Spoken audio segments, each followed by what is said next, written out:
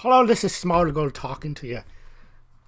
It's Thursday, the 3rd of January, 2019, and I'm going to turn it over to Smaulgld. Here's Louis. Hello, and welcome to another Smaulgld live stream. As you heard Seamus there, it is indeed the 3rd of January, Thursday night, 2019. And tonight's topic is, how did silver perform versus foreign currencies in 2018? The first thing we're going to do is we're going to take a look at how did silver perform against the dollar in 2019, January 3rd. So let's just take a look. We're going to start with silver tonight instead of gold, but let's take a look at silver. Silver went up more than a little bit today. Pretty big day for silver. It was up about 1.5%, up 22 cents, up to 15.72, and that's about where it is ahora mismo. Now, over at gold, gold went up a little bit, not as much as silver. Looks like we're getting that situation where maybe silver rises almost twice as much in a day as gold does. We'll see how long that lasts, but that would be the formula for a big year in 2019. Gold closed $12.94. It's about where it is right now as well. Almost up $10, up 0.75%. And what did that do to our unsustainable gold-silver ratio? Well, it came down a little bit. Came down just a little bit.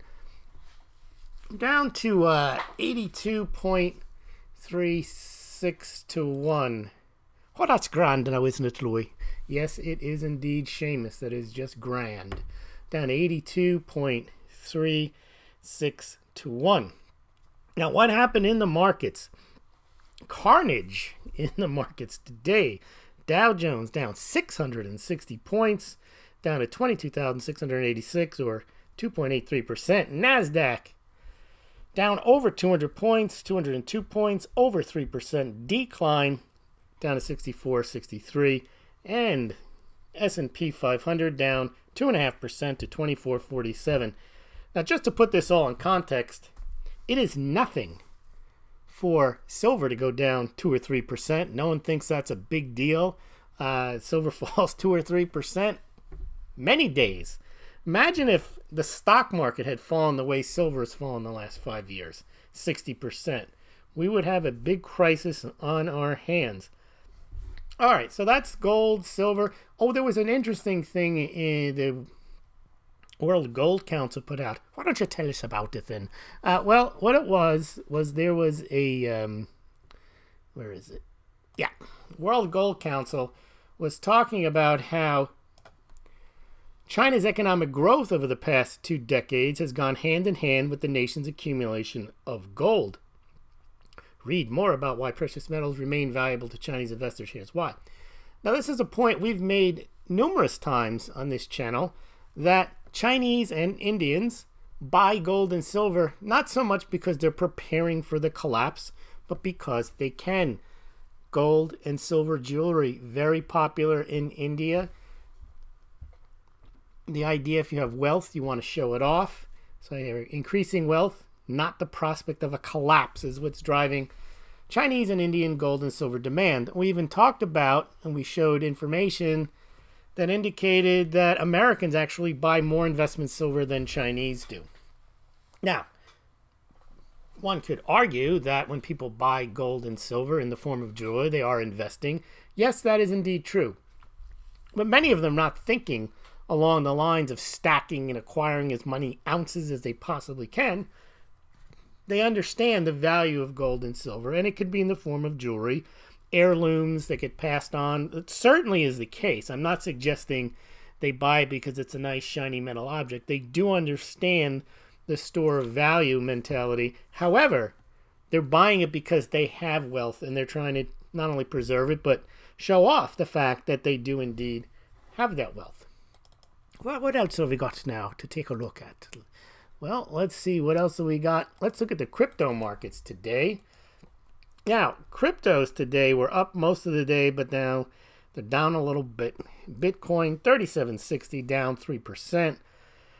Bitcoin Cash down nearly 8% to 157.55. Ethereum, which had been on a tear and actually has passed XRP or Ripple to regain the #2 spot in terms of market cap behind Bitcoin, is down about 4.5% to 145.75. Litecoin was up early in the day, now down to 31.27, down 5%. And Ethereum Classic at $5.01, down 5.66%. Other news today. Today was the big proof of keys day. Now, what is proof of keys?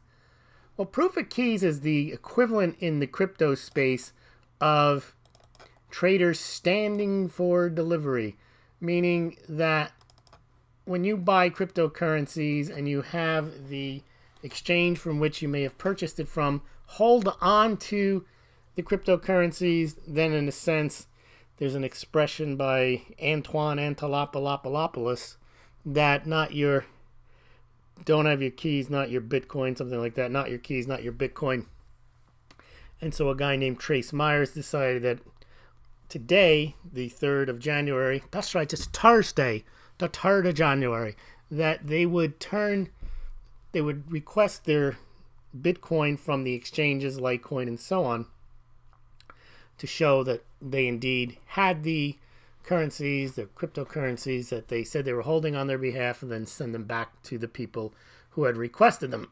Now, it's a bit different than standing for delivery on COMEX, because when people trade COMEX contracts, they're there to trade COMEX contracts. If they want to buy gold or silver, they'll buy gold and silver. When people keep cryptocurrencies on exchanges, they also do it if they want to trade them, because they don't want to have to take possession of them in their wallets and then put them back on the exchange and then trade them back and forth. So they keep them there, but it's a lot easier to transfer your Bitcoin. It should be. Technologically, it's a lot easier to transfer your cryptocurrencies from an exchange back to your personal wallets where you hold the keys than it is to take delivery of tons of gold or silver and then say, oh, I want to trade it now, and you got to send it back. You can't do that all in a short period of time, but with cryptocurrencies you can. And also, if you are in possession of your cryptocurrencies, you can then immediately spend them, which is not the case if you were to take a pallet of silver at your house in connection with a COMEX futures contract.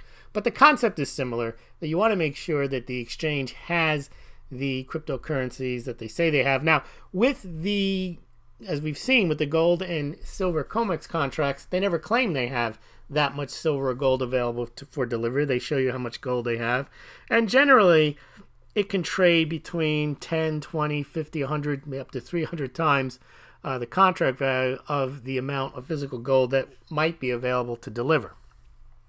In this case, the exchanges, they don't say, well, we don't have it. They basically infer that if you buy the cryptocurrency from them, they can deliver it. And so the purpose of today's exercise was on the 10th anniversary of the creation of the first block on BitChain, according to Satoshi Nakamoto's white paper that created Bitcoin, that people would request their Bitcoin be sent to them. And there was an issue with HIT BTC. People were complaining they couldn't get their Bitcoin out, but then they were saying it had nothing to do with this proof of keys things. So there was a little bit of problems going on. Bitfinex also had an issue. Said, we're aware of some issues on our platform, working quickly to resolve. Please be assured all funds are safe. Well, that wasn't the issue. The issue was not whether their funds were safe, but whether that they could deliver the Bitcoin when requested.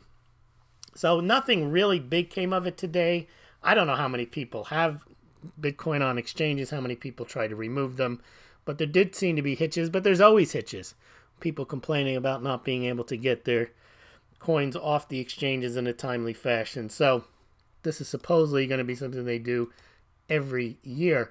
Then another story in cryptocurrencies, overstock to pay taxes in Bitcoin. Now, we reported on this a couple of months ago that Ohio became the first state in the United States to indicate that they would accept Bitcoin in payment of taxes. And essentially what they did was they're not going to hold any Bitcoin. They're going to put, I think it's BitPay, as their payment processor at the front end. And if you want to pay in Bitcoin, you figure out your Ohio taxes, you figure you owe $2,800, you figure out what that is in Bitcoin, you send that number of Bitcoin, which would be about less than 1 Bitcoin, to BitPay. BitPay converts that into $2,800, ships it off to the Ohio Revenue Service, and then BitPay does whatever it's going to do with that 0.8 Bitcoin. But U.S. retailer Overstock is going to try to pay its taxes, at least they're going to pay its taxes through Bitcoin. All right, well, I think we're ready for... Oh, no, just hold on a little bit here. We got to hold on just a moment now. We're going to take a look at the SDR. Yes, we are. All right. SDRs, yes, we are. Last night we were talking about all these ridiculous predictions. SDR is a great one. I just want to show you a couple of them just to keep people honest. Here's one. This was gold reset to 10,000 coming in January, by January 2018. This is Jim Rickards. Yeah, that didn't happen, but gold 10,000. You wrote a book, Gold 10,000. That's coming by January 1st, 2018. Well, that's long past. Or what about this one? SDR, world currency backed with gold. Nope, that didn't happen either. And finally, we had this one in late 2017. Trump was in for a rude awakening. Yes, because...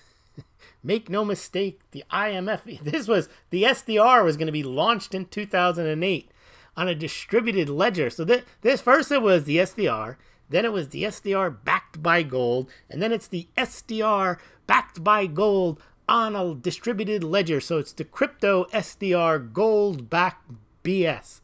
Well, that didn't happen either. And there's many reasons why this stuff doesn't happen, because first of all, the IMF can't spring anything on the United States. The United States has essentially veto power over any substantial change, requires a 85% vote of all of the countries that are members. The United States has 15% of the votes. So anything that somehow is going to be sprung on the United States, that's just not going to happen. It's not going to happen. I don't know why they keep repeating this. I guess they figure people don't know any better. And of course, if it sells books and it gets subscriptions or sells metals, more power to them, right? Remember, we don't do that here. All right, well, now it's time for, I think it's time for Moronica. Let's take a listen. Uh-oh, we got a moron here. Presenting the distinguished international news commentator and foreign correspondent. This has been an extraordinary week in world affairs. No, I told Hillary Clinton that that's moronic. Well, now we won't be talking about Bernie Sanders now. We're going to be talking about another moron, Miss Elizabeth Warren. Now let's find out what the heck she's talking about. Well, hold my beer. I'm running for president. Yes, indeed, Elizabeth Warren has announced, or pretty much announced, that she's going to be running for president, and she kicked that off in style. A little home-style kitchen. She's in the kitchen, and maybe she's going to let you see her husband and how she lives. And let's have a quick listen to the home life of Dizzy Miss Lizzie. Hold on a sec. I'm going to get me a beer. Oh, please do.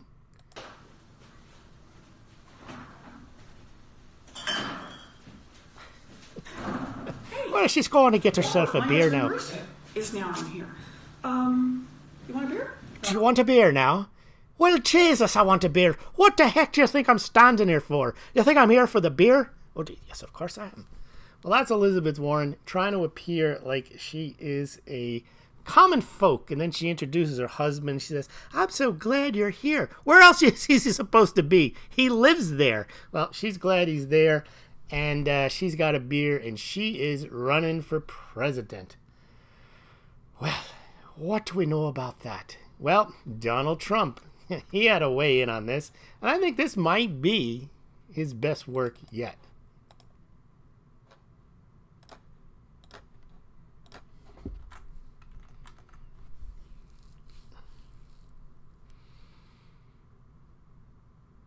I hope you see what I see. Doesn't seem like it's coming up. There you go.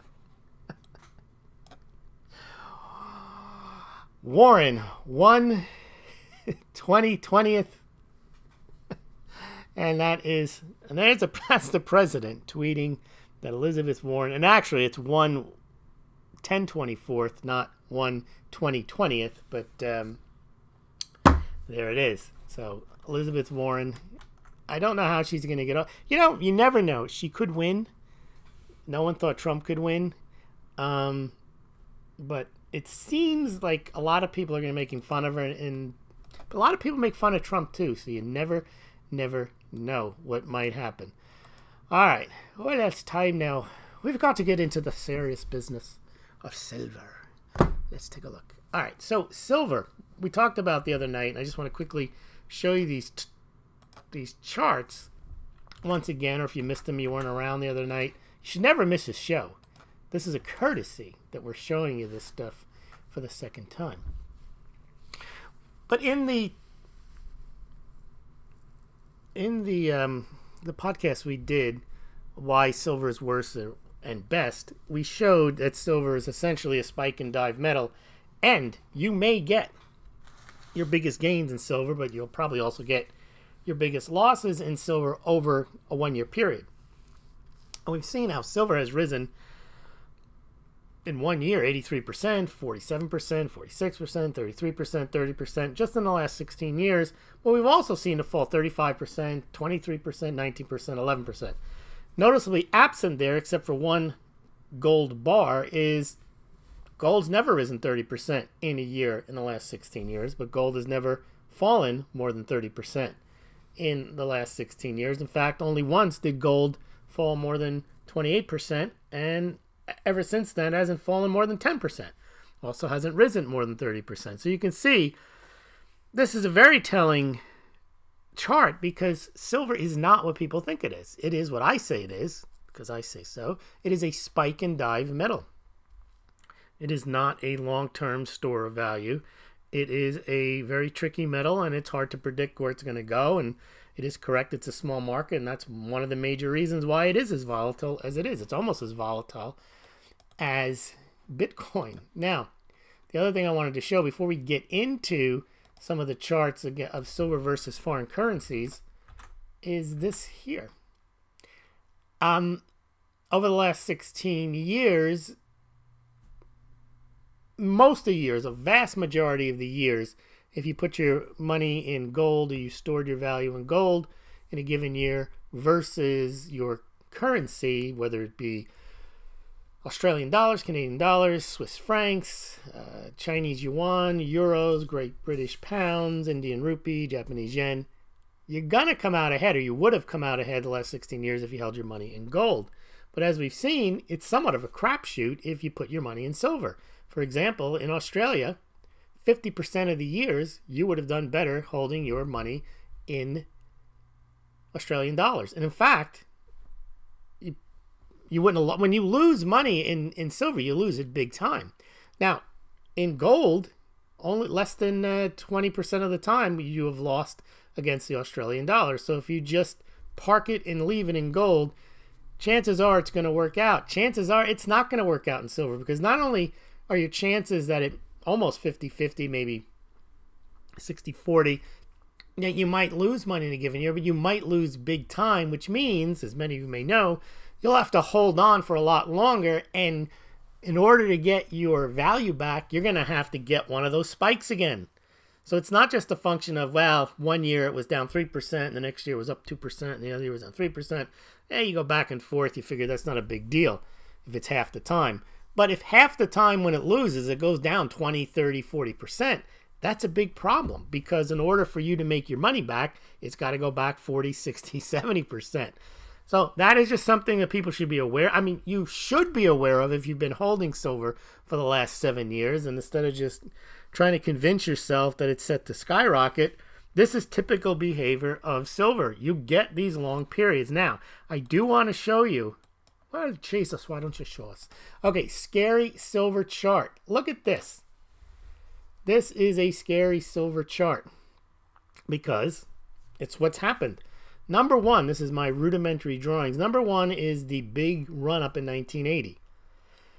Number two is the drop down, but then the just like a bubble, you see it pops back up. People think it's going up, and then you got this the third little attempt at an increase, and then finally capitulation, and then 20 years in the wilderness of basically flat prices until we start moving again. But then look at number one and number one to the right, or number one to the left. You've got very similar move. Now remember, when we saw it in gold, it didn't hit its all-time high of 800. It blew past that to 1900. All silver managed to do is go back to its all-time high of 50. But then look what happens. You have the same exact thing. 2, then 3. And my concern is, and I don't think this is going to happen, but I don't know anything. But if the chart holds through, you could have a 4 coming up. And you might have 15 years before the next spike. Because look at number 3 and number 3, and then it goes down. See how it's almost identical, and then right now we might get a little spike up to another 4, maybe in 2019, and then from like 89 to 2004, not much movement whatsoever. I don't think that's going to happen, but the point is that this is what has been happening with silver. It is spike and dive. There's no two ways about it, and it's just something to be aware of. But now let's take a look at silver. Let's take a little look.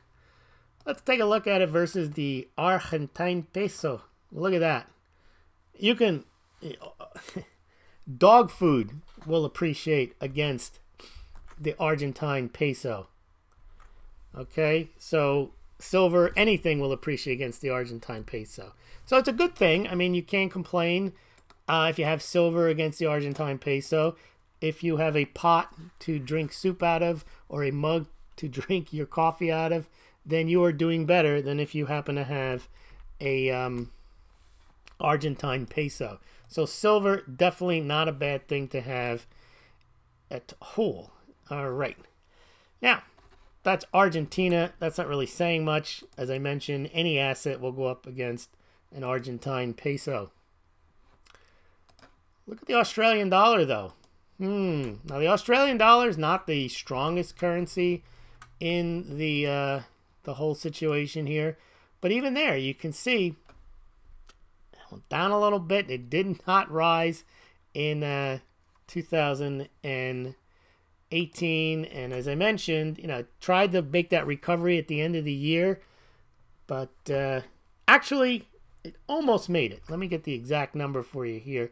What happened with silver versus... I mean, it's obvious what happened silver versus the Argentine peso. Obviously, the silver went up, but the peso goes down against everything. But let me get you the exact number. I have it for all of these. And by the way, tomorrow there'll be a full blog post with all the charts. Gold and silver versus world currencies. Probably more than 24 charts with all the numbers going back for a while. All these nice-looking charts.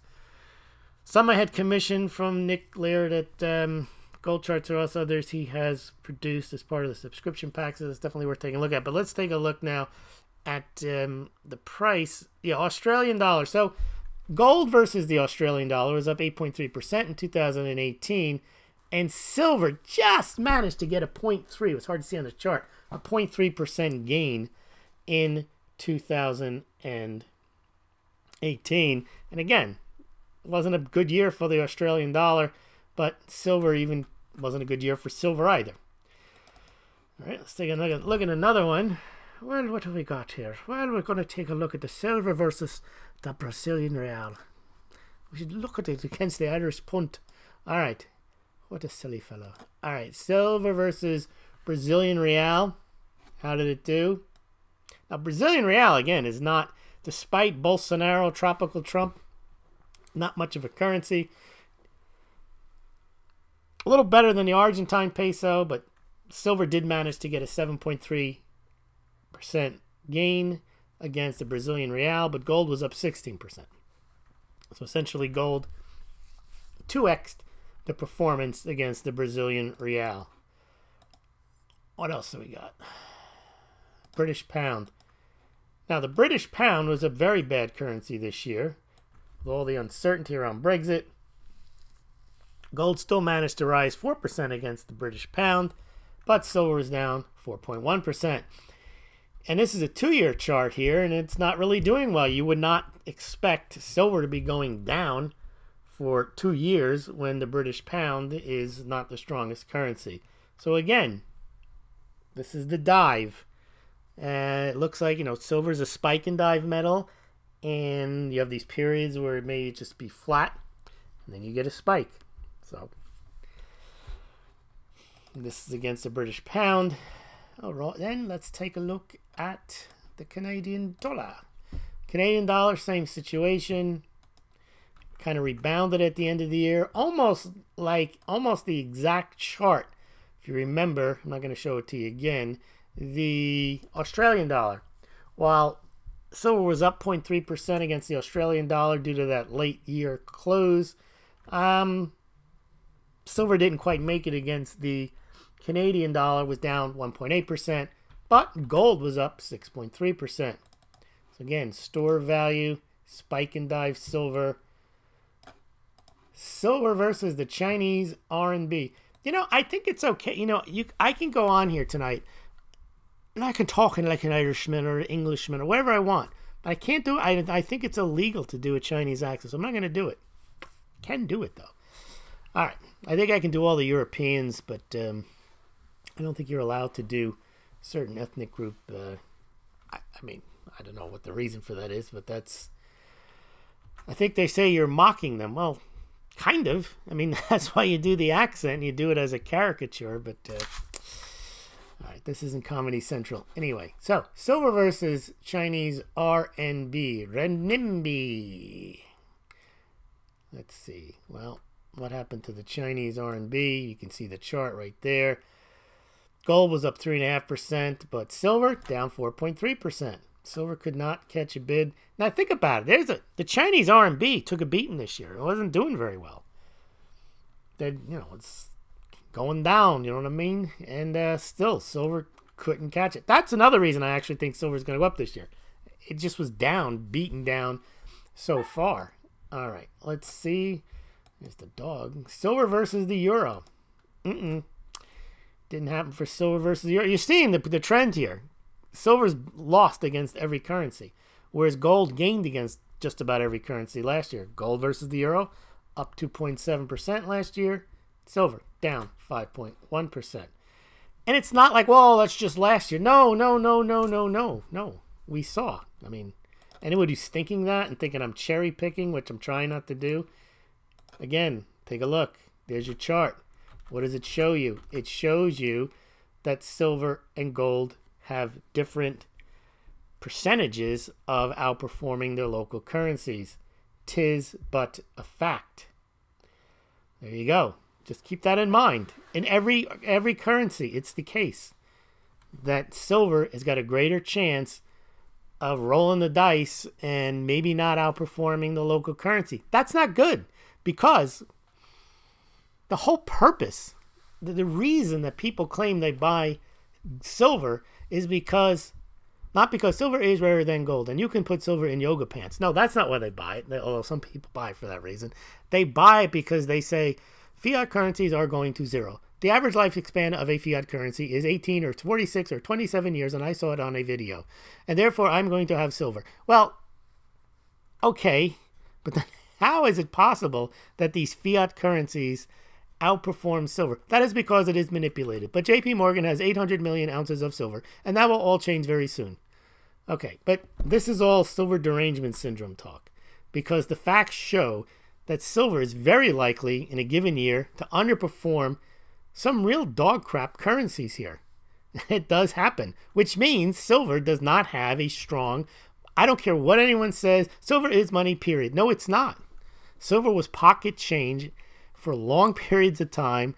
Many times political advocates try to force it into the monetary system. It does not have the same staying power that gold has. I'm not praising gold. I'm not trashing silver. These are facts. But people will insist that silver is money, period. Silver is superior to fiat currencies. You see triangles. You see all kinds of stuff. The last 16 years, that's a big period of time, shows that 43% of the time, the Canadian dollar outperforms it. 50% of the time, the Australian dollar outperforms it.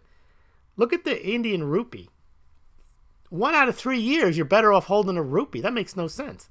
Whereas only 1 in 10 years, does it make sense to hold rupees versus gold? Very important chart. I hope people understand that that is historical evidence that silver is more likely to underperform. But again, lest we not forget, and this is like, if you want to say you're holding silver for the speculative gain, have at it. I agree with you. There it is. There's your speculative gain. It does happen. And when it happens better than it does for gold. When silver spikes, it spikes higher than gold. No two ways about it. But you can't have it both ways. It's not a long-term store of value. It is a speculative metal. It is a spike and dive metal. It is not money you put in a drawer and you say, I'll come back in 30 years and it'll be worth a lot more. Maybe it will, maybe it won't. Depends on the year in which you take it out of the drawer. All right. Okay, what other countries do we want to take a look at? Let's see. Canadian dollar. Silver versus Indian rupees. What happened? Now here's a case where in 2018, gold was up 6.6% versus the Indian rupee and down 1.5% versus the rupee. Why is Lewis always against silver? I'm not. Indians were against silver. The Indian rupee did better than silver in 2018. I didn't make that up. I didn't cherry pick the data. I'm showing you all the major currencies. I'm not trashing silver. These are facts that you don't get from the silver pumpers. JP Morgan has 800 million ounces of silver, and that is all I need to know. So I am buying silver. Okay. And how do you even know they have 800 million ounces? How do you know that they don't have 800 million ounces? You don't know. You'll see. Okay. I will see. I will see. And remember, I predicted silver to rise higher this year. So it's not like there's any skin off my nose if it goes up or down. I really don't care. I'm trying to analyze stuff here. Silver versus the Japanese yen. Uh-oh. Now, the yen, we talked about this last night. You would think that no one would want the yen, but the Bank of Japan wants the yen. They buy all the bonds. And Japanese yen was a very strong currency this past year. They got so much debt. They got a stagnant economy. They got like 612 ounces of tons of gold. Why is the Japanese... Oh, the carry trade. Okay. Well, that shows you something. The modern world values transactional currencies. They don't value stuff that sits in a vault. Well, that's much. I mean, that's why Bitcoin, Litecoin, the potential for them to move around quickly and easy, evade capital controls and so on is probably one of the reasons why they have their value. It's a lot easier to transact. The same reason why people like cars over horses. Horses are better looking animals. Horses are nicer, safer. But a car gets you around faster, so people pick the car. It's the same with what people choose for money. So gold and silver have intrinsic value. That's good for jewelry. That intrinsic value is not good as a currency anymore. Why? Because it's easier to transact digitally. I keep saying the reason that gold and silver are valuable today is because they're a physical asset, not because they're money that you can transact. First of all, no one does transact with gold and silver, and it's not practicable to transact with gold and silver in today's world the way it was 150 years ago. 150 years ago, the best thing to have in your pocket was a bunch of dimes. You can walk around, you could buy penny candy, you could do a lot of stuff with silver, and the dime was worth a lot of money, and you could spend it easily. There was no credit card. There was the best form of money there was for pocket change was silver. It's not today. That doesn't mean silver is not important for jewelry, silverware, and as a backup currency in a crisis as a barter item, fine. But the bulk of silver's value no longer comes from its ability to be traded as a currency. And people say, you'll see, well, we're going to return to this. No, we're not. If the lights go out forever, yeah, maybe. But if the lights went out, for whatever reason, the first thing people would do as a solution wouldn't say, well, let's just make sure that we get all the mints running again. No. They're going to try to figure out how to get the lights back on and how to get the internet working again. So it's not going to be a permanent solution unless people decide, you know what, we've had enough of this modern life. Let's just all return back to the 1850s and horse and plow, and we'll live off the land. They'll do that if they have to. If somehow there's no way to reinvent the wheel, reinvent electricity, reestablish the grid and all that stuff. Sure. But if there is a modern world, trading in physical specie is not as attractive, is not as efficient as trading digitally. It's factual. So the reason gold and money were money for 5,000 years was there was no other better way of transferring value. You had a gold coin in your pocket, a silver coin in your pocket. You can get on the stagecoach. You can go from Boston to New York with a small little satchel, and you can buy stuff in New York and then return to Boston with it on your horse. Today, if you want something in New York and you live in Boston, you go online and you order it. And you never carry anything, and it gets sent to you on a plane. I don't understand. People keep saying gold and money or silver. They've been money for 5,000 years. Yeah, because they were the most efficient way to transmit value. They're not anymore. They're valuable as physical, rare, beautiful commodities that have industrial value, silverware value, jewelry value, store value, but they're not as good anymore for transmitting value. And that should be obvious, but I guess it's not when you hear these channels. Silver is rarer than gold. All right, what else? Japanese. Russian ruble. There you go. There's a currency. The Russian ruble is a bad, bad currency, despite of all of the gold that they acquired over the past couple of years, past few years that were reported all the time.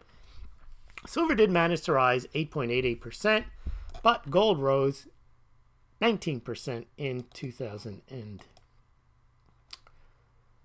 I think we got one more. Oh, let's try the Swiss franc. Don't think we're going to make it with the Swiss franc. Nope. Swiss franc. I think even gold was down 1.2%. Silver was down 8.7%, as you can see from that chart. Now, Swiss franc isn't backed by gold anymore, and yet the Swiss franc, which is the Swiss National Bank is somewhat of a profligate bank. They're always trying to devalue their currency. They buy the FANG stock on NASDAQ, and still the Swiss franc outperforms silver by a wide margin. So again, it's not me trashing silver, it's the numbers doing it. It's the Swiss franc, it's the Indian rupee, it's Japanese yen, it's the Chinese RMB, it's the Brazilian real. It's the currencies that are doing better. And here is silver versus the dollar just the last 2 years. And there you go. All right, let's see what you guys are saying in the comments. Close all these windows down. All right. The title was not clickbait, says mate. That's right. I know I promised I was going to make more clickbait titles, but I haven't been able to keep it. It's just not my nature to Seamus. Who's Seamus? Oh, that's my friend. Okay, by control, let's see. Good day. Z-Spec says, rock and roll with Smaulgld. Good evening all. Back is postponed again. Yes, it is.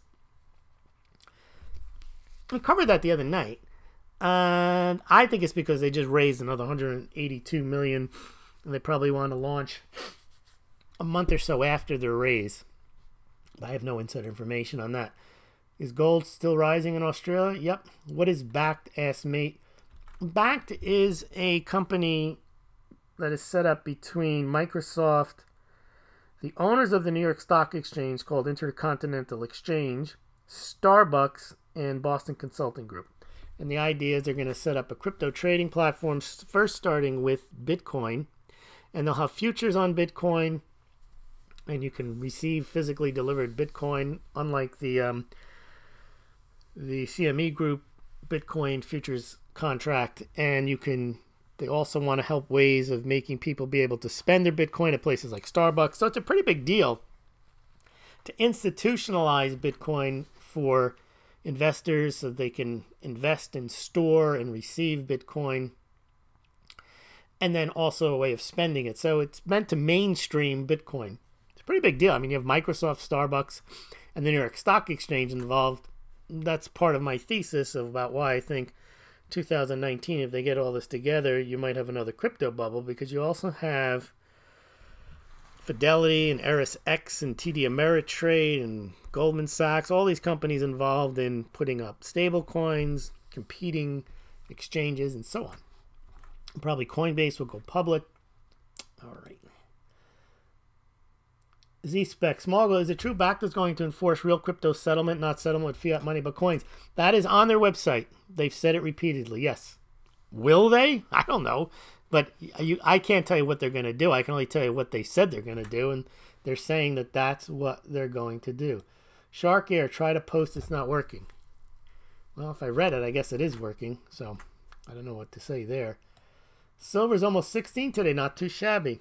Shark Air says testing 1, 2, 3. You are indeed getting through. All right. Mate, okay, looked up back. How will crypto work is settling for somebody who wants to buy the groceries with the payment? Okay, so if you have a Bitcoin in your wallet or a Litecoin or whatever, and your grocery store has set up as payment, it's not hard to do through a payment processor. You can either pay with credit card, you can give them cash, you can give them a check, or you can scan their code on your wallet that contains your Bitcoin or Litecoin, and you pay that way. It's not difficult at all, and merchants like it because there's not the same fee you have with a credit card, and people who have Bitcoin and Litecoin, it's easier, and also you don't have to deal with credit. So let's say I only have, I don't know, $150 worth of Bitcoin or Litecoin.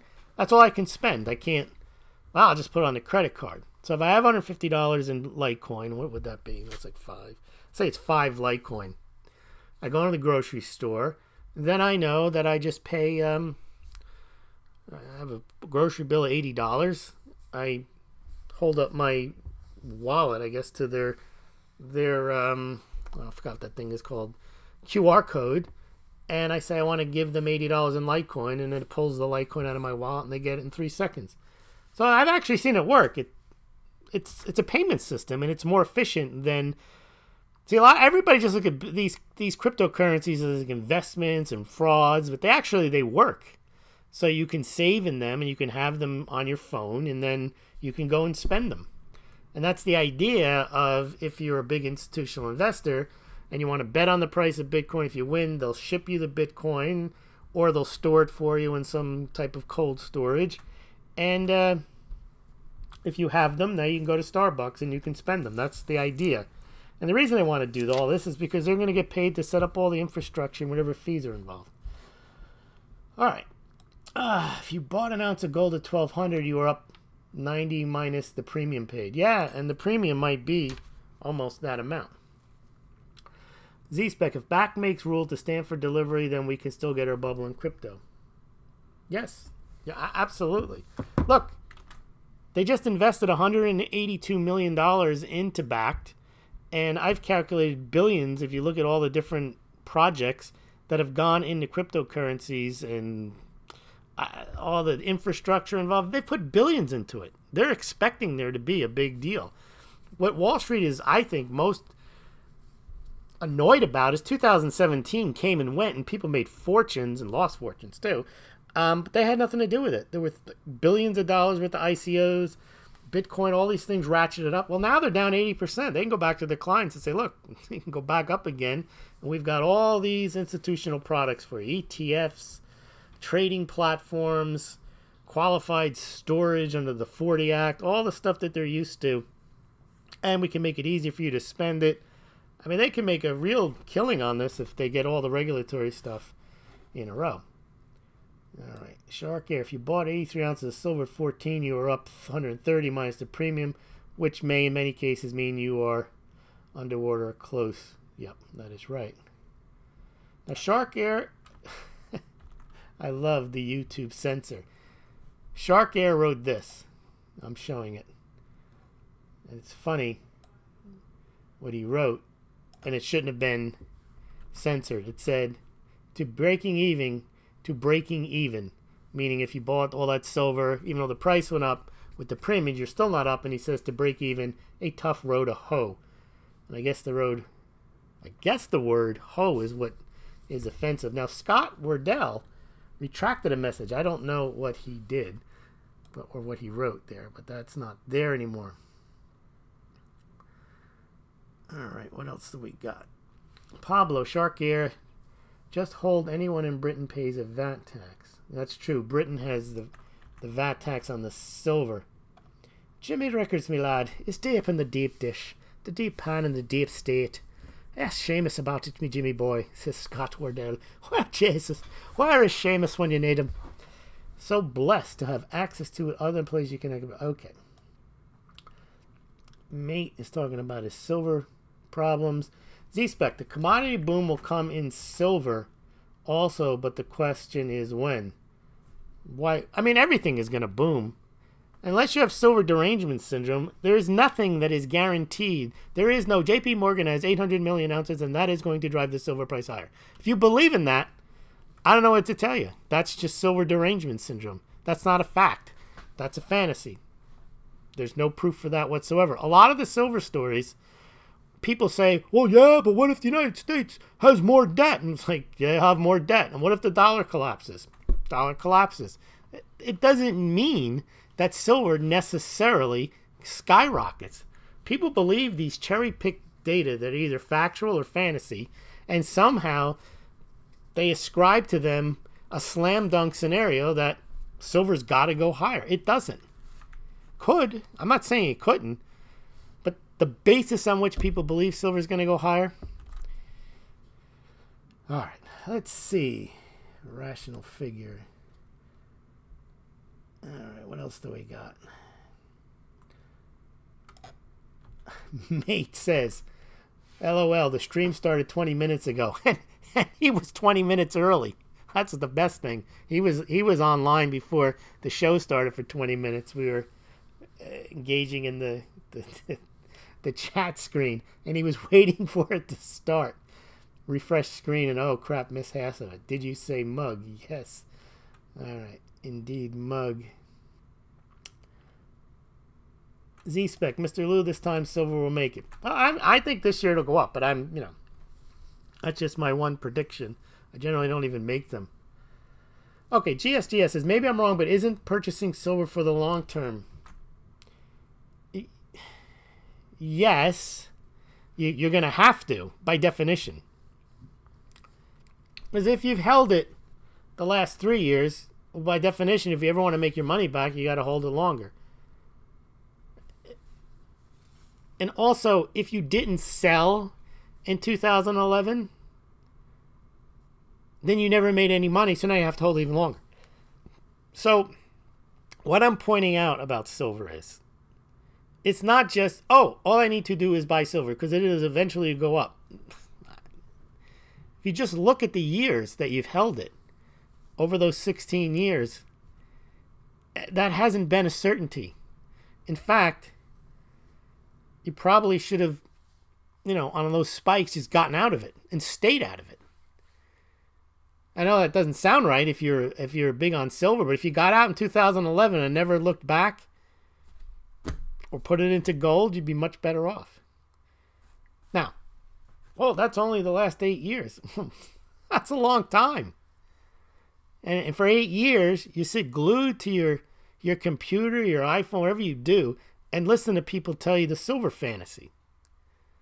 And now you're convinced, this is the best. I got to have more of this. This is a buying opportunity. I hope it goes lower. That's silver derangement syndrome, where you just sit around thinking that no matter what happens, it's good. If it goes down, it's if I win, I win. If I lose, I still win. No, if you lose, you lose. If it goes down even more and you have more silver, you buy more, that's catching a falling knife. There's no guarantee it's going to go higher. But they convince you it's got to go higher. Yes, everything appreciates against a falling currency, and they will all fail. That's another one of these cliches. All fiat currencies fail. Yes, all fiat currencies failed when there was always something in the alternative. First of all, the dollars lasted as a fiat currency how long? Almost 50 years. That was never supposed to happen. Since all currencies today are fiat currencies, does that mean they all fail? And if they all fail, doesn't it just mean that they just create new fiat currencies? Isn't the BS around the SDR just, oh no, it's going to be gold back? No, it won't. any currency that fails, another fiat currency pops up. See, the thought is, and it's logical, but it's based on an assumption. Fiat currency fails, silver rises. Not necessarily. Fiat currency fails, silver rises against that failed fiat currency, like the Argentine peso. But other fiat currencies stay stronger than silver. That's what's happened the last 15, 16 years. Lewis, do you like First Majestic Silver? I don't know. Mining stocks. All right. Scott Wardell, this podcast is backed by mugs. That is correct. My gold is a hedge for my silver, says mate. The technical mug formation, yet another innovation in charting. Yes, indeed. I should have put... What I should do in these mugs here, I could easily... I'll have it for tomorrow. I could do it on this fly. I could put a Smaulgld mug right into the picture you're looking at the screen there. All right. Do a fat bastard accent. Illegal to go Chinese, turning Japanese. Z-Spec. Martin Armstrong Economics. It's free and good like the Smaulgld. Mate. GSGS. Isn't what you want to do with everything. 15 years plus more. Wait until it peaks again. When you put Lou and Dex Algo and Martin together, they make a counter cartel that will make sense of things. Who is Dex? Dex Algo. I don't know Dex Algo. Mr. Lou, it's coming this time. 2020 equals 21. Well, it could be. I mean, it's due for a spike. Agreed. Central bank hoard, says Pablo Pina. And the super rich, JP Morgan doesn't hoard any silver. There's no truth to that whatsoever. Well, I'm sorry. There could be truth to it. There's no evidence for that at all. The only evidence we have that there's any silver, and it's only under the control of, not the ownership of, which is the silver in the COMEX vault, which isn't necessarily theirs, and then the silver for which the trustee in SLV. Anything about them owning Silver Eagles and Canadian Maple Leafs, I don't know where that comes from. All right. SDS, TDS, Nancy Pelosi, what have we got here? Lewis, I sense you think silver is going up strong in near future. 2021 equals 100. No, I don't have that derangement. I do not have silver derangement syndrome.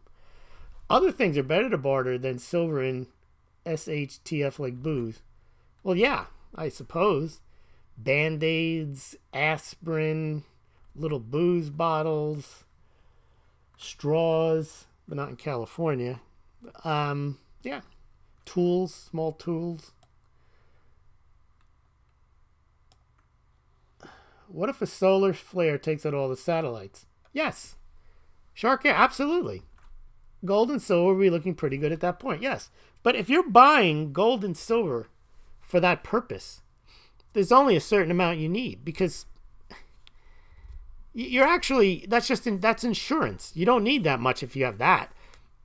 But in a functioning economy and in a functioning society, they should be able to fix something like an EMP or a solar flare, and that's only going to be a short-term windfall. And they're not going to keep gold and silver. Again, unless they can't get the things running up again, gold and silver will never, ever be money again in the terms of a medium of exchange. We've gone into it's much easier. You're not going to convince somebody who's never handled physical specie, a 30-year-old, a 20-year-old, a 15-year-old, that you got to go find these coins and put them in your pocket and go spend them, when the ability to spend things digitally is so much easier. Why would they want them? They don't know anything about it.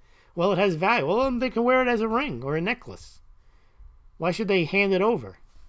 It doesn't make any... I don't know why people still think that way, that somehow we're going to go back to a situation where we're going to hand over coins. It's not going to happen. Old Pa thinks so. It isn't small silver channel. Nope. All right. To run the crypto payment platform, says mate, the fees must rise. Likely to the current transfer costs for digital currency, so it will become no different to a debt payment card. Yes, indeed. And therein, actually it'll be less, but there is the issue. Remember, it's a very astute point. The purpose of cryptocurrencies is not to have a middleman, is not to have an exchange, is not to have somebody helping you with all this. It's all supposed to be peer-to-peer.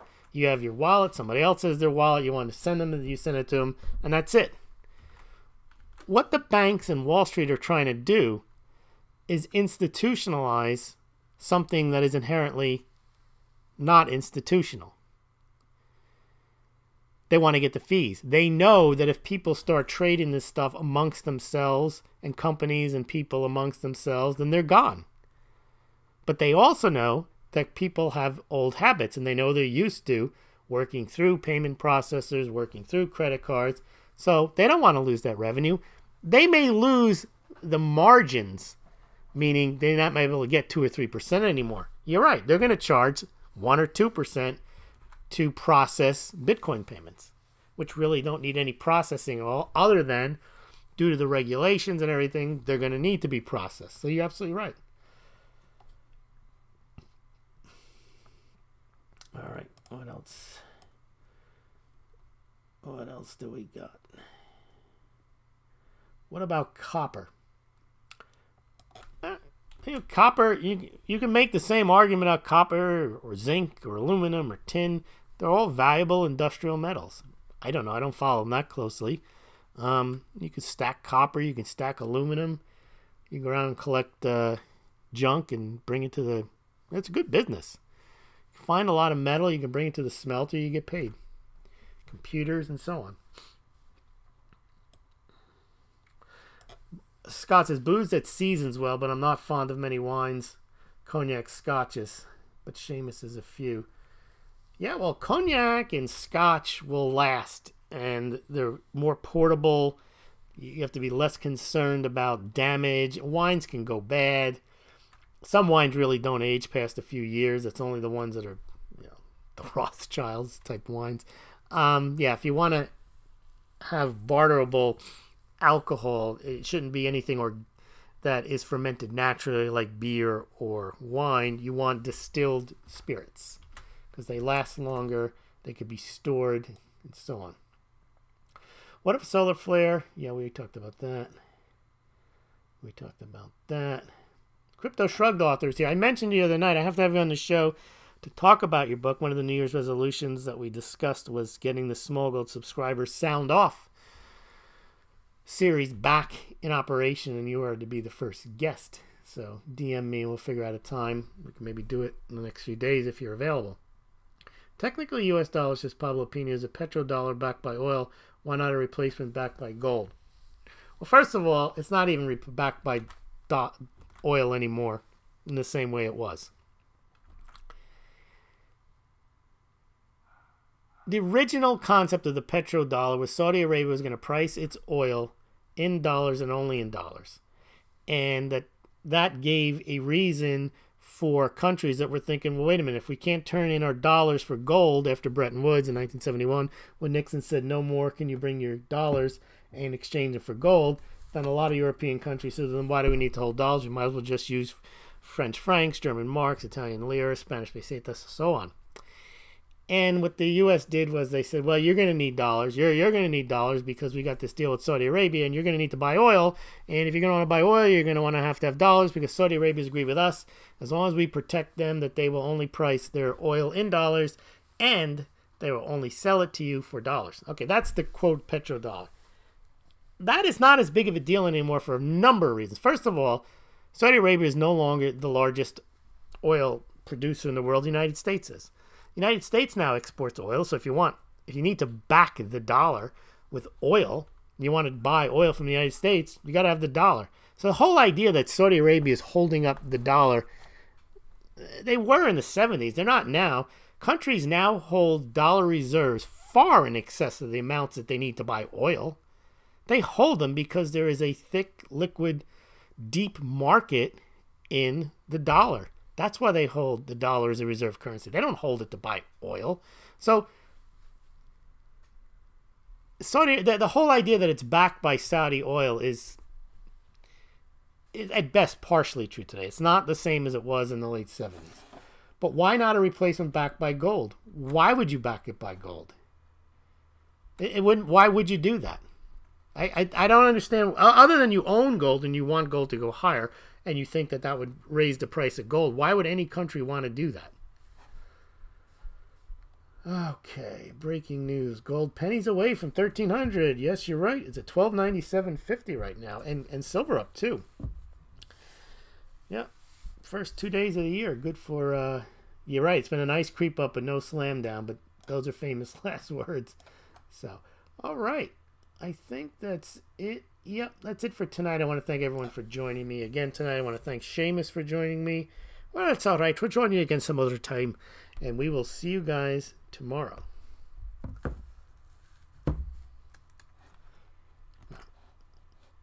What I need to do, because it's very important for people who are here for the first time and are still lingering, you want to see what you can buy on the Smaulgld website.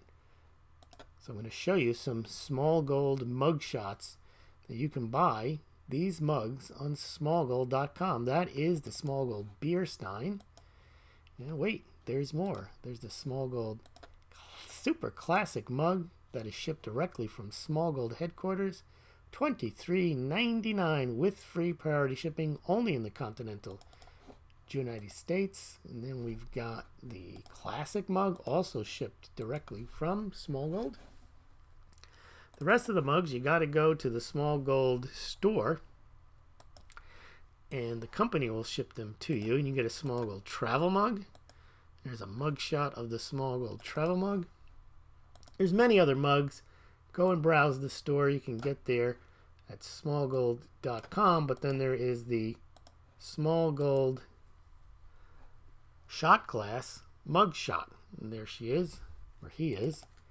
And of course, remember always to live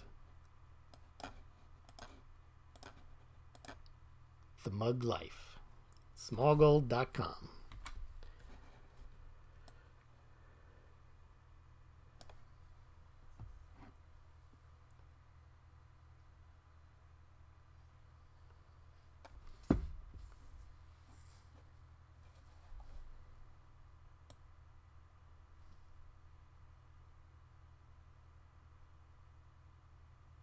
Mugged backed yuan. Game changer. Game over. Good night.